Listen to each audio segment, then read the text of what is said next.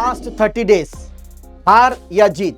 तो काफी सारे ऐसे बच्चे होंगे जिनके जहन में जरूर ये सवाल आ रहा होगा कि जो जून अटेम्प्ट रहने वाला है, जैसे कि आप सबको पता है अकॉर्डिंग टू न्यू स्कीम रहने वाला है, तो सर हम 30 दिन के अंदर ऐसा क्या करें या क्या करना चाहिए ताकि हमें जीत हासिल हो और हम अपने सीए फाउंडेशन के एग्जाम को पहले अटेम्प्ट में निकाल लें। तो बच्चों, इसके लिए आपको वीडियो को अंत तक देखना पड़ेगा और फटाफट एक बार वीडियो को लाइक कर दे।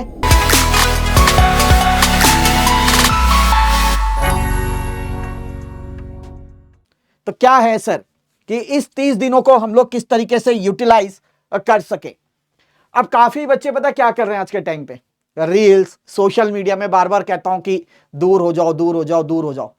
बच्चे उतने ही उसको देख रहे हैं, वो सोच रहे हैं यार हमें तो आ गया सब कुछ, अगर बस इतना कर लें तो हो जाएगा। नहीं बच्चों, गलत है।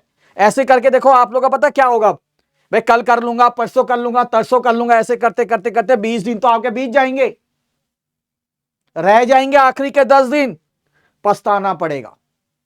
तो ऐसा बिल्कुल मत करो। आपके जो टारगेट्स हैं, इंडिविजुअल टारगेट्स जो हैं आपके सब्जेक्ट्स को लेकर, वो टारगेट बच्चों सबसे पहले सेट करो अगर सच में क्लियर करना चाहते हैं। ठीक है, आप टारगेट रखो कि ये 20 दिन ऐसे मत गवाओ, ये बहुत इंपॉर्टेंट है ये 20 दिन। तो आप कोशिश करें कि जितना भी आपने अभी तक किया उसको अच्छे से एक बार इन 20 दिनों के अंदर रिकॉल करिए। आपने अगर 75% 80% का रखा है तो नया कुछ नहीं करने की जरूरत है। ठीक है जी, नया कुछ नहीं करना है। मैंने कहा अगर आपने 75-80% कर लिया है तो अगर आपको लगता है कि थोड़ा बहुत और रह गया, कुछ करना चाहिए, तो वो 5-7 दिन के अंदर कंप्लीट कर लो और 20 दिन के अंदर अपना ये पूरा रिकॉल करिए। जितना भी आपने पढ़ा, जितना भी आपने नोट्स बनाया, जो भी वीडियोस देखे, उसको एकदम अच्छे तरीके से रिवाइज जो भी आपने करना है सब कुछ कंप्लीट करें। चाहे मैं अकाउंट्स की बात करूं, चाहे मैं लॉ, मैथ्स या इको की। ठीक है, तो इस 20 दिन के अंदर मोटा मोटी अगर मैं बात करूं, सारी चीज आपकी कंप्लीट हो जानी चाहिए मेरे बच्चों। ठीक है, अब आते हैं मेन चीज पर। ठीक है, कई बच्चे अब क्या होते हैं, अक्सर बच्चे सोचते हैं कि आईसीएआई यार नया टॉपिक से इतना ज्यादा हमें देगा नहीं, वो इग्नोर करते हैं इस चीज को, वो न्यू टॉपिक्स को इग्नोर करते हैं। आपको पता है हम लोग अक्सर बोलते आए कि हर सब्जेक्ट में कुछ ना कुछ चेंजेस हुआ है कि नहीं। जैसे अगर मैं बात करूं लॉ के अंदर इंडियन रेगुलेटरी, ठीक है, ये आपका नया आया, नेगोशिएबल इंस्ट्रूमेंट एक्ट जो है ये भी नया आया है। ठीक है, तो बच्चे इसको इग्नोर कर देते हैं। उसी तरीके से इकोनॉमिक्स के अंदर पब्लिक फाइनेंस की बात करूं, इंटरनेशनल ट्रेड, और भी चैप्टर हैं, खास करके मैं कुछ चैप्टर्स के ही नाम दे रहा हूं। ठीक है, ये कुछ चीजें नई ऐड हुई है, तो बच्चे क्या करते हैं, इसे इग्नोर करते हैं। तो बच्चों ध्यान रखना, इस बार जो इंटर का एग्जाम हुआ उसमें ये देखने को मिला है कि नई टॉपिक से काफी सारे क्वेश्चन पूछे गए। तो ये आईसीएआई का क्या, हाँ, एक तरीके से नियम रहा है कि जब भी न्यू टॉपिक्स ऐड किया गया तो उसके ऊपर क्वेश्चन पूछे जाते हैं। तो नए टॉपिक्स को बिल्कुल भी इग्नोर नहीं करने का मैं बार बार कह रहा हूं। ठीक है जी, तो नया टॉपिक्स आपने इग्नोर बिल्कुल नहीं करना है। इन टॉपिक्स में मेरा मानना है कि इन टॉपिक से कुछ ना कुछ आप लोग का जरूर पूछा जाएगा, तो don't miss all this topic. ठीक है जी, उसी तरीके से आपके अकाउंट्स के अंदर भी कुछ आए हैं तो वो भी आपने देखना है। एक सैंपलिंग अगर मैं बात करूं, ठीक है, मैथ्स के अंदर, तो वो भी आप लोगों ने करना जरूर है कि उनमें से क्वेश्चन पूछे जाएंगे।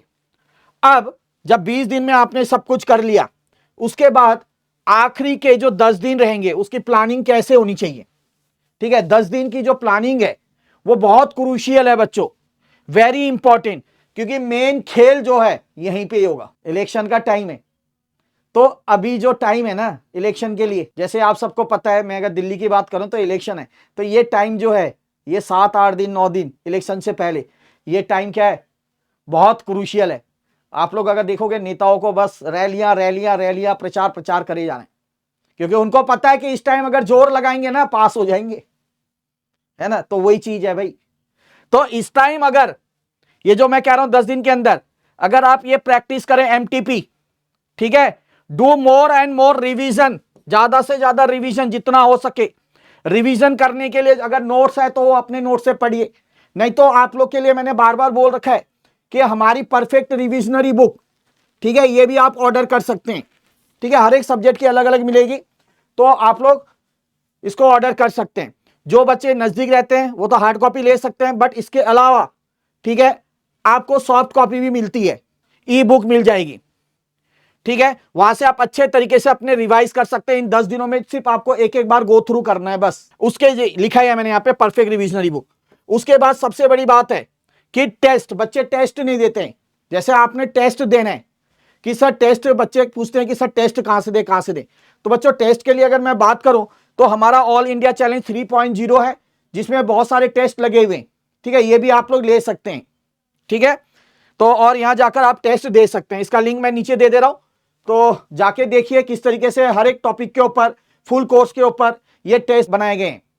ठीक है, तो आप लोग के अच्छे के लिए बनाए गए। बहुत इंपॉर्टेंट क्वेश्चन जो हमें लगता है कि इस बार एग्जाम में आने के चांसेस ज्यादा हैं। तो ये सारी चीजें आपको यहाँ पे देखने को मिलेगी। उसके बाद आते हैं बच्चों कि अगर मैं लॉ की बात करूं खास करके, तो बार बार हम लोग एक चीज कहते हैं कि राइटिंग प्रैक्टिस। वो राइटिंग प्रैक्टिस देखो आपने करना ही करना है। ठीक है, राइटिंग प्रैक्टिस करना ही करना है। अब जैसे मैं बात करूं पेपर 1 की अकाउंट्स की, ठीक है, तो उसके अंदर थ्योरी जो पोर्शन है बच्चे उसको अक्सर इग्नोर करते हैं, है ना, जो ट्रू फॉल्स भी वहां पे पूछे जाते हैं। तो अभी आप लोग को पता है हमारा महाजलवा सीरीज चल रहा है।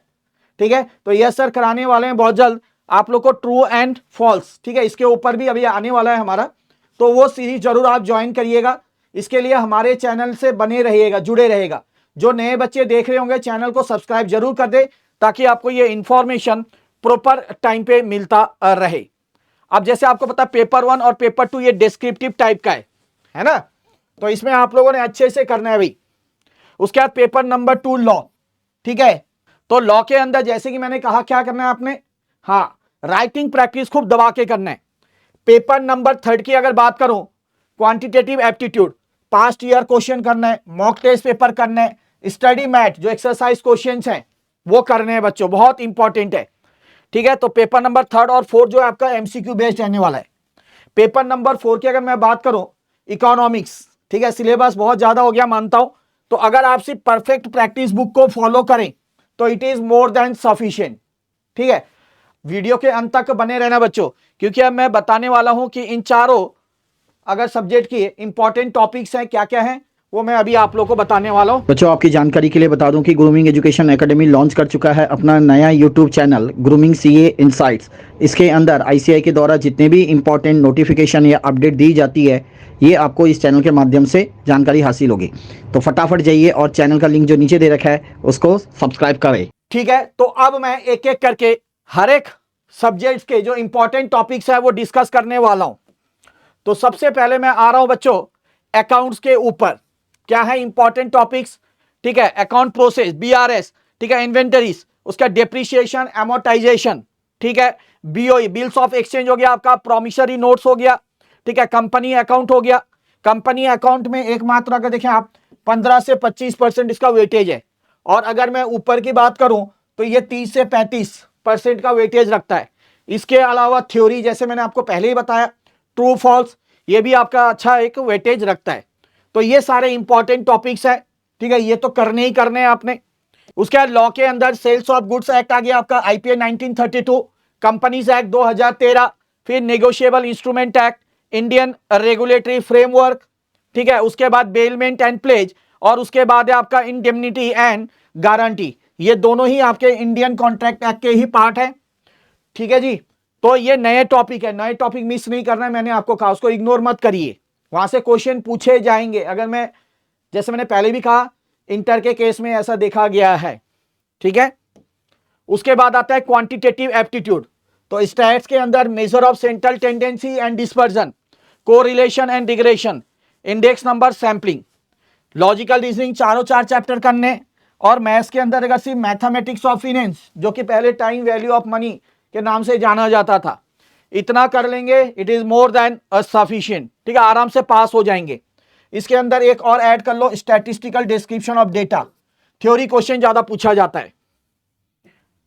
उसके बाद आखिरी अगर मैं इकोनॉमिक्स की बात करूं तो इसके अंदर नए चैप्टर्स मैंने ऐड किए, नेशनल इनकम हो गया आपका, public finance, money market, theory of demand and supply, theory of cost and production, determination of income और इंडियन इकोनॉमी। ये कर लेते हैं तो आपके यहाँ पे 70 से 75% ये आसानी से आ जाएंगे। तो ये मोटा मोटी मैंने आपको बता दिया कि 30 दिन किस तरीके से आप लोगों ने यूटिलाइज करना है, ताकि ये फाउंडेशन एग्जाम जो है आप फोड़ के आ सकें। ठीक है, और पहले अटेम्प्ट में निकाल लोगे। ठीक है, तो एक बार दोबारा जाते जाते बोल रहा हूं, रिविजनरी बुक से अच्छे से रिवीजन करना है एक एक पेज, और प्रैक्टिस जो मैं कह रहा हूं, जैसे मैंने राइटिंग प्रैक्टिस बोला है, अकाउंट्स के अंदर हर एक क्वेश्चन को लिख लिख के प्रैक्टिस करना है, ये चीज ध्यान में रखना है बच्चों। तो बहुत जल्द, जैसे कि मैंने आप लोगों से वादा किया कि एक नई वीडियो लेके आने वाला हूं, एक मजेदार वीडियो लेके आने वाला हूं। ठीक है, तो मिलते हैं, तब तक के लिए जय श्री श्याम।